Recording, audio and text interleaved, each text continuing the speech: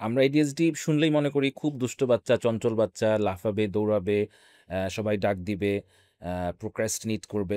সকল ADHDর মানুষ বা মানি ছোট ছেলেমেয়েরা কি আসলে খুব চঞ্চল থাকে? নাকি এটাও একটা মিথ?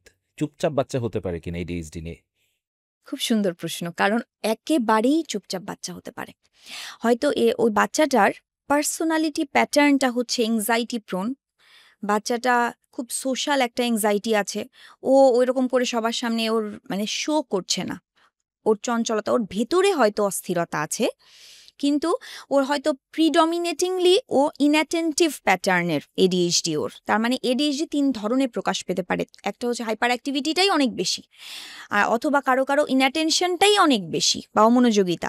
অথবা কারো দুটোই অনেক বেশি। কাজেই ইনঅ্যাটেনশন যার অনেক বেশি সে হয়তো ওই রেস্টলেসনেস, তার হয়তো ভিতরে একটা অস্থিরতা আছে। তার হাইপার অ্যাক্টিভিটি বোঝা যাচ্ছে না। জন্য চুপচাপ বাচ্চা, ADHD না, তো চুপচাপ, ও কি চঞ্চল না তো, ও তো বেশি অস্থিরতা করে না। শান্ত বাচ্চা আমার। কিন্তু এই শান্ত বাচ্চার আড়ালে একটা অশান্ত ব্রেইন যে লুকিয়ে আছে, এটাই তো ADHD।